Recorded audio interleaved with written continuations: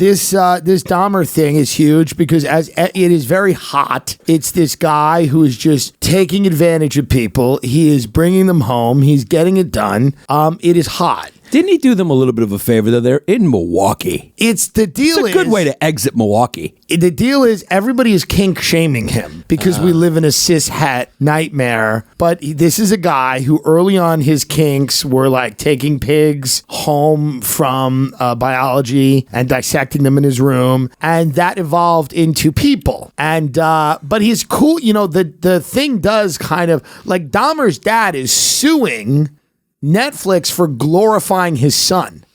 This is true. Yeah. Because it is cool when you look at the thing, when you're watching it, you're like, Dahmer's kind of hot. Yeah. He's kind of cool. He does some things we don't agree with.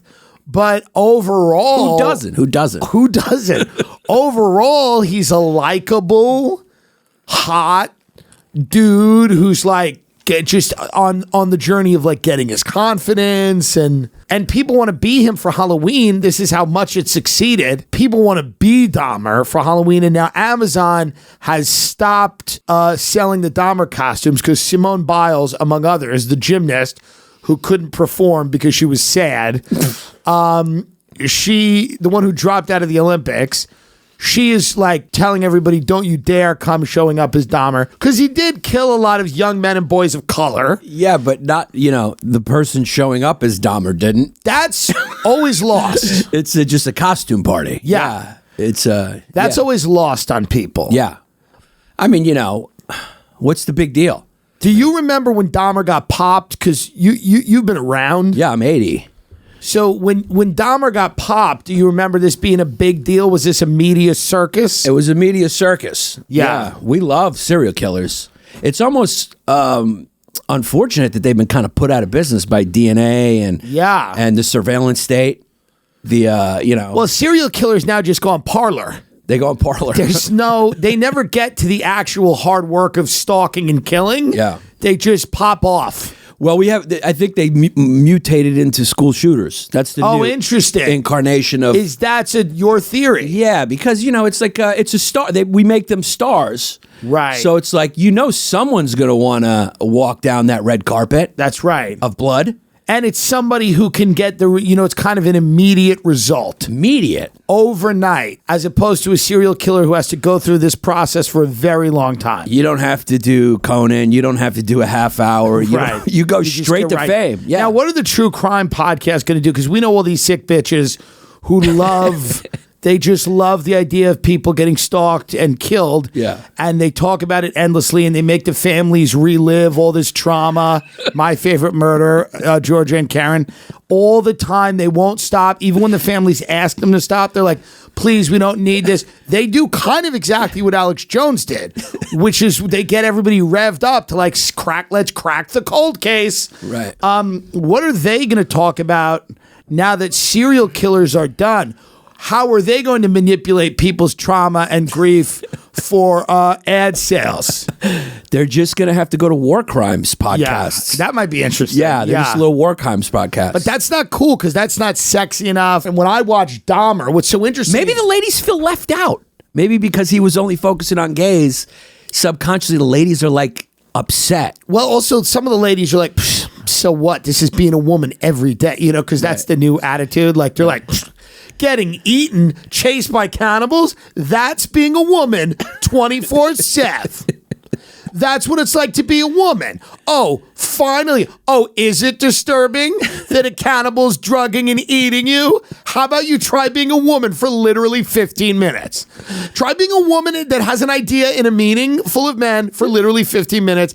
It is essentially having your liver eaten by a cannibal in Milwaukee. That is also part of some of the attitude I see now. Yeah, no. Like it's not such a huge deal. It's tough. It's really tough in America. It is disturbing to watch though, because he brings these guys up to his thing and he drugs them and they're like trying to get out and they're stumbling around. I mean, it's a little bit of a Halloween episode here. I have the Great Pumpkin on and you're dressed like some type of costume, but this is your real thing. I don't know what this is, Danny Zuko. I don't know what you're doing or what the point of it is, but whatever it is. It's called Arrested Development.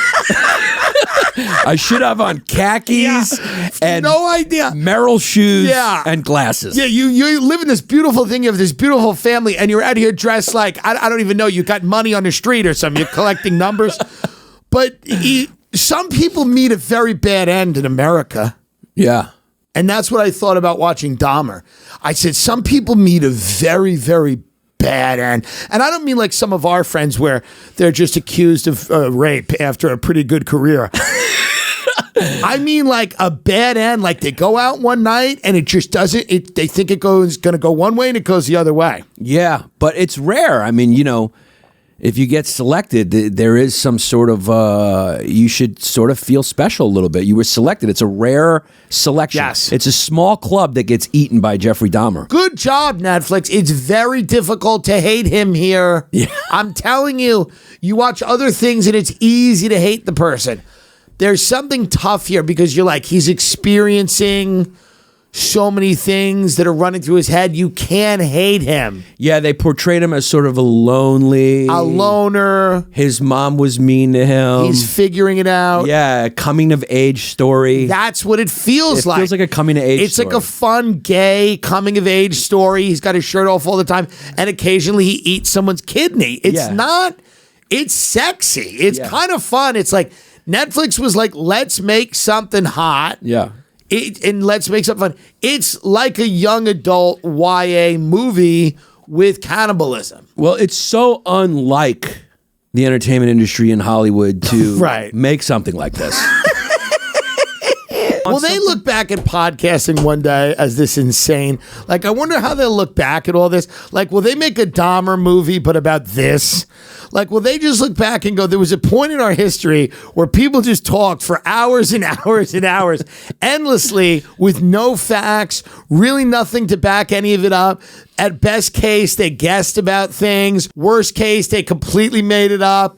They were everybody from comedians to fucking journalists to writers to just common street people. And they would just get on the microphone and just pontificate about things, knowing nothing about them. You wonder if at some point they look back on this and they go, that was Dahmer-esque.